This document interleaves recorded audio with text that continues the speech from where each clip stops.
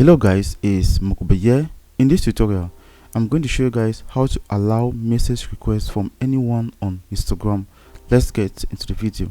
So the first thing is that you simply need to log into your Instagram account. Once you're there, you click on this three horizontal line.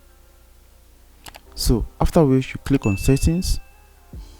Once you get there, you simply scroll down and you are going to see message. You click on it.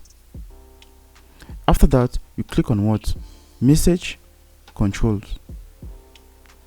Once you get there, you are going to see other people. You simply need to click on what? Other on Instagram. So you simply need to enable this message request. So guys, once you are done with that, I'm going to show you guys where you are going to see all your message requests from people on Instagram.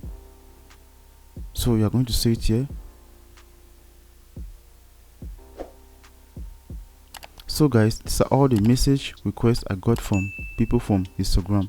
Thank you guys for watching. Don't forget to leave your comments in the comment section below. If you face any difficulty doing this, we love you all. See you in the next tutorial. Peace out.